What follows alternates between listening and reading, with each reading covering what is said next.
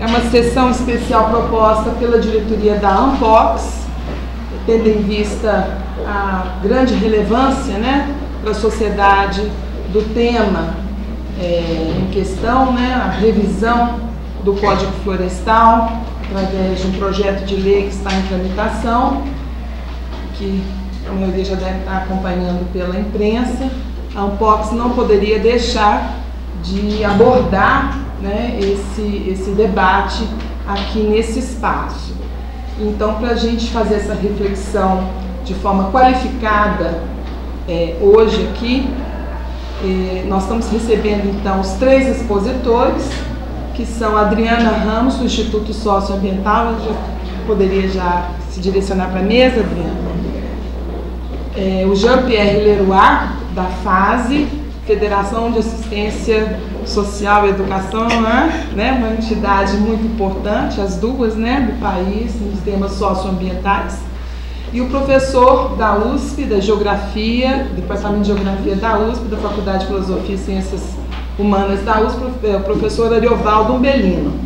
Então, convido os dois para comporem a mesa, que a revisão do Código Florestal, ela vem acompanhada, ela vem num contexto que eu, como pesquisadora, venho tratando de um processo de desregulação ambiental já nos últimos anos aqui no nosso país, tendo em vista uma forte política, né, de desenvolvimento adotada pelos sucessivos governos aí na nossa história recente, né? Então, há uma retomada de projetos. Eu trabalho com a questão das hidrelétricas, né, das barragens hidrelétricas, então venho observando já há algum tempo um processo de desregulação ambiental que se manifesta, por exemplo, nos sucessivos ataques ao licenciamento ambiental, as tentativas de modificação em nível estadual e no contexto nacional também do próprio licenciamento, como instrumento regulador, né, dessas obras de grande porte. Isso só para citar um exemplo, né? O Código Florestal anterior a esse aparato, né, regulatório, ambiental da nossa sociedade, que surge nos últimos 30 anos, né? Mas é bom mencionar um contexto maior em que ele está inserido, né? Essa revisão atual não é um caso pontual, não é isolado. Acho que a mesa, os palestrantes vão abordar desse ponto de vista também, o que nos coloca diante de uma reflexão a respeito, né, de mudanças, né, bastante significativas na nossa sociedade nos últimos anos, né, nos últimos 10 anos. Então eu não vou me alongar, né, e vou passar a palavra imediatamente para os expositores.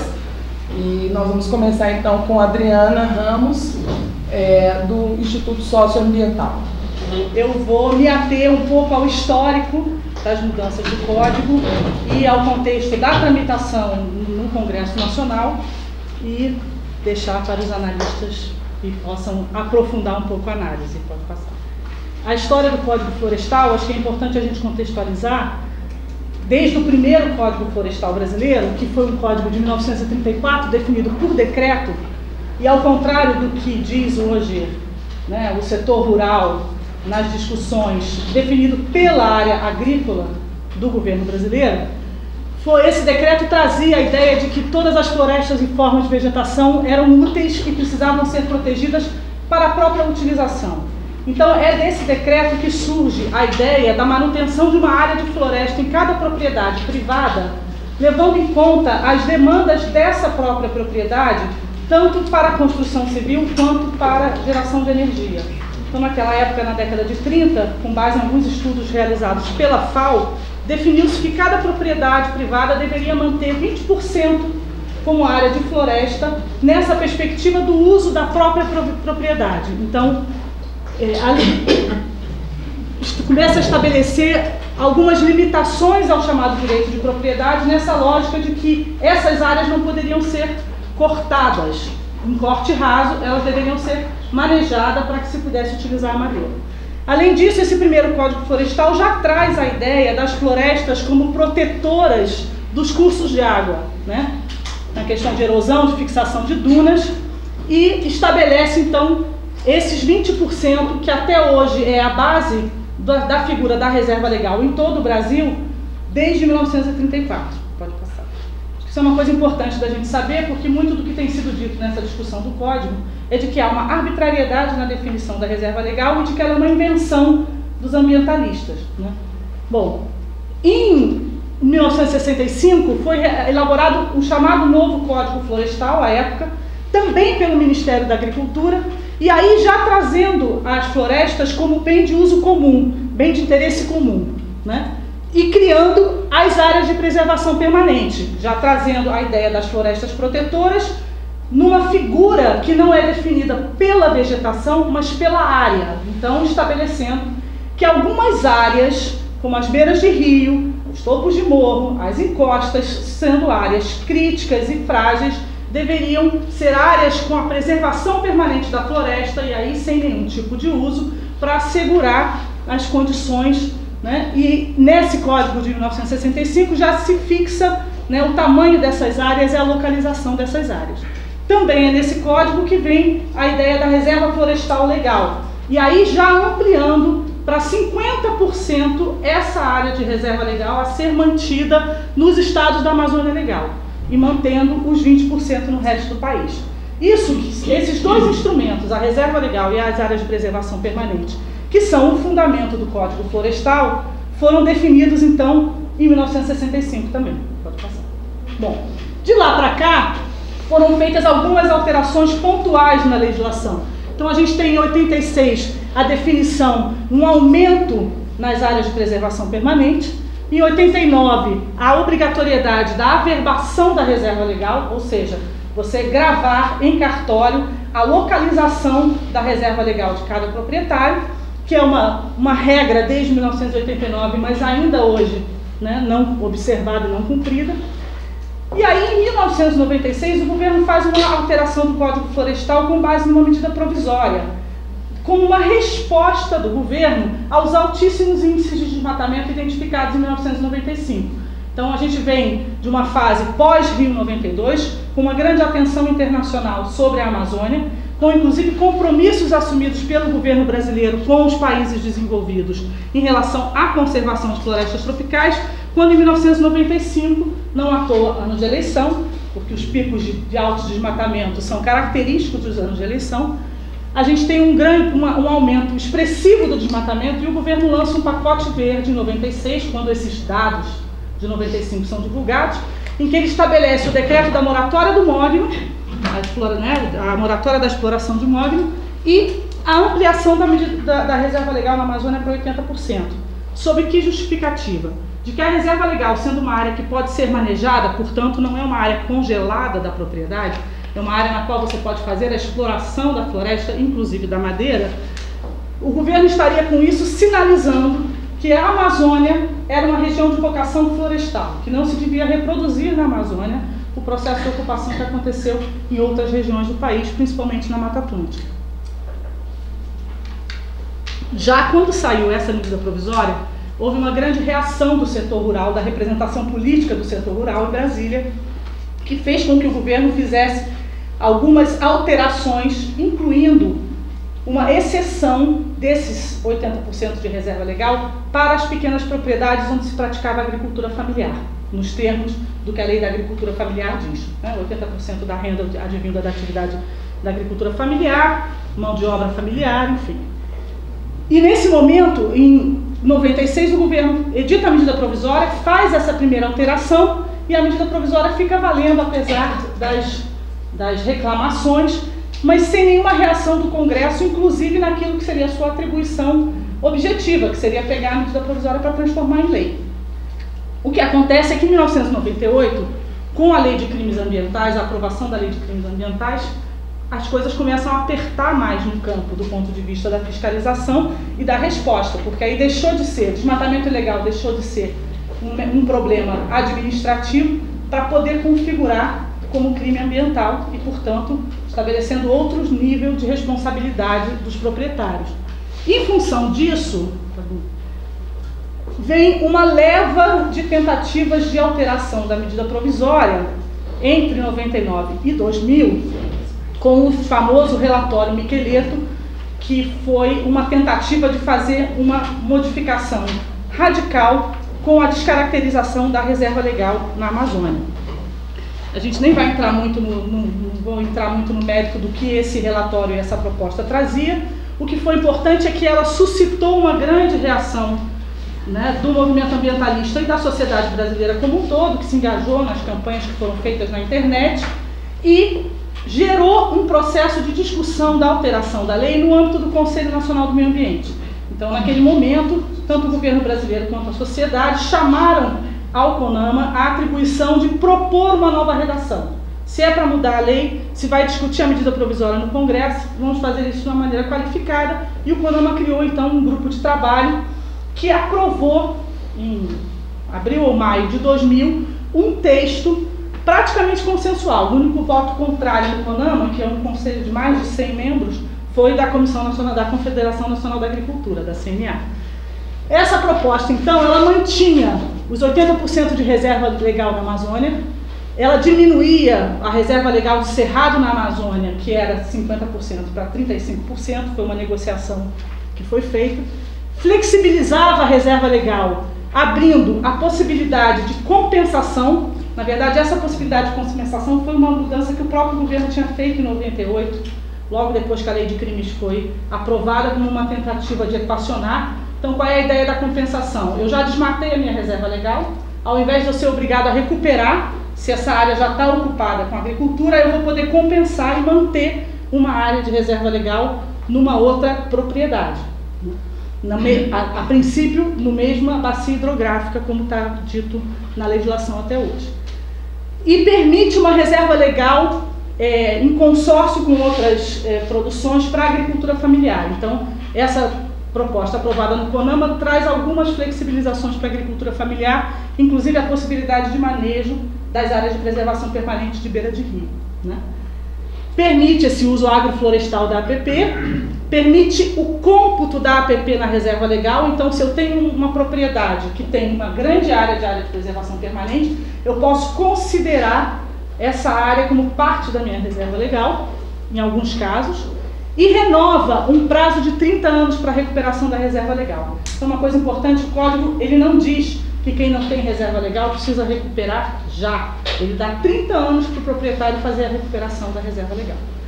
Essa proposta, que foi aprovada pelo CONAMA, ela foi desconsiderada pelo Congresso. O Congresso não utilizou e não se apropriou dessa proposta para fazer a transformação da medida provisória em lei. E na época o governo Fernando Henrique, então, reeditou a medida provisória com o texto que foi aprovado no Conselho Nacional do Meio Ambiente integralmente.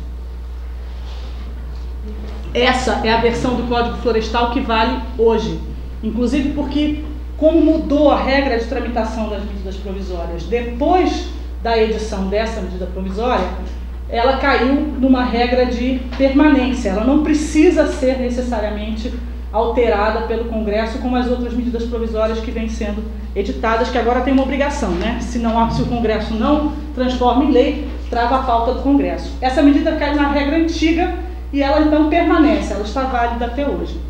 Pode passar.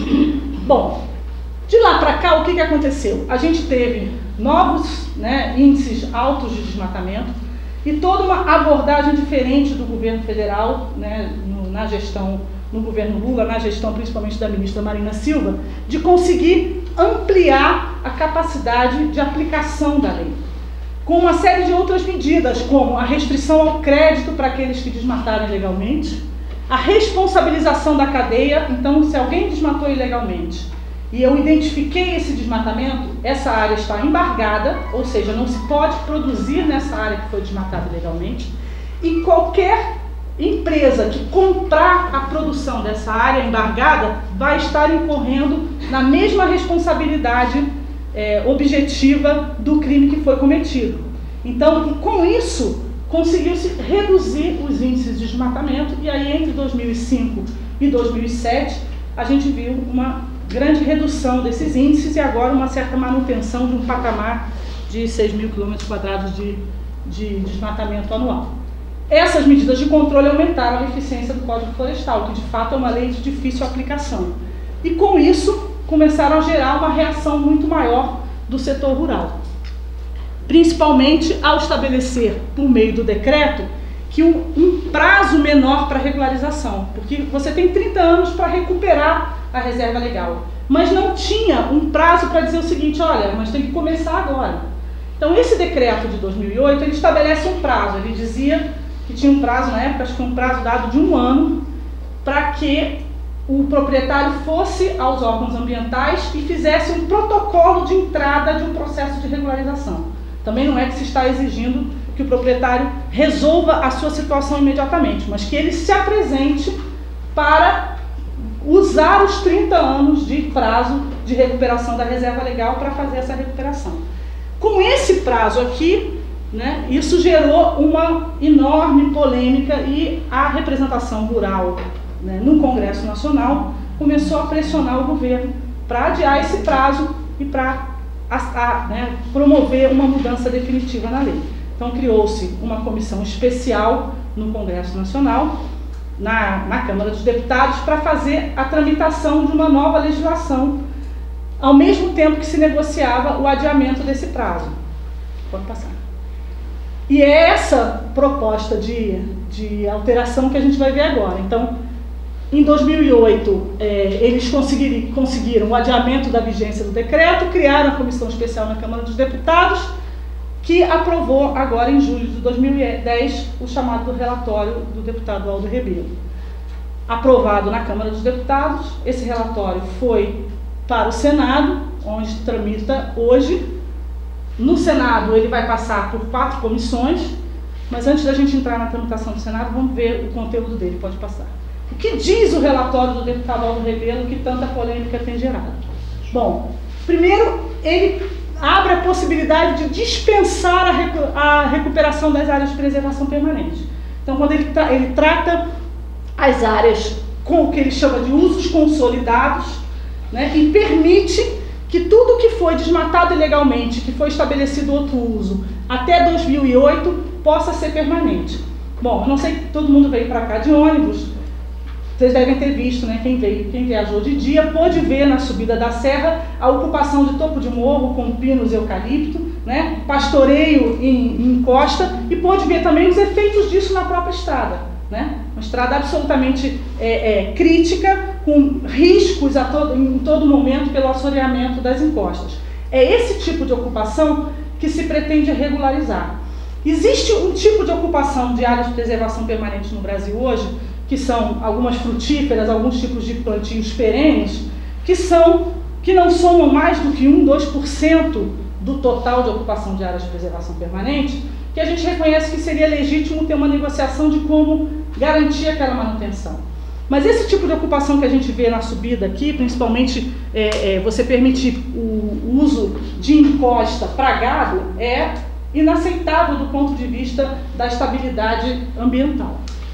Bom, o relatório prevê a dispensa de reserva legal para os imóveis até 4 módulos fiscais, que são mais de 90% dos imóveis, e a gente tem que, o módulo fiscal, ele muda de estado para estado, né?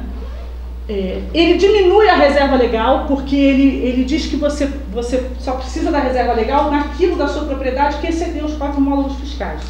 Recentemente saíram inclusive matérias de jornal demonstrando uma corrida aos cartórios dos proprietários para desmembrar suas propriedades em várias propriedades de 4 módulos fiscais, de tal forma que eles possam ficar totalmente desobrigados na manutenção da reserva legal. Ele permite a compensação da reserva legal fora da mesma bacia hidrográfica e do mesmo estado, e ele permite que você tenha espécies exóticas como eucalipto e pinos, tanto na reserva legal quanto nas áreas de preservação permanente. Esses são os principais pontos. Além disso, o relatório tem inúmeros problemas de técnica legislativa, né? Então, um dos argumentos para se alterar o código é dizer o seguinte: olha, a lei que está aí hoje é uma lei inaplicável, é uma lei de difícil aplicação, a gente precisa melhorar a lei, né? Mas isso não foi feito no relatório. O relatório a nova proposta, ela não melhora a lei. E ela também não avança no sentido de dizer, olha, hoje passados mais de 40 anos da lei de 1965, já tendo a gente, digamos, reconhecido o valor das florestas para além daquilo que já estava consolidado na lei, né? E o Brasil sendo um país com um grande patrimônio florestal, qual é o tipo de legislação que a gente deveria ter para garantir um desenvolvimento a partir do uso sustentável da floresta?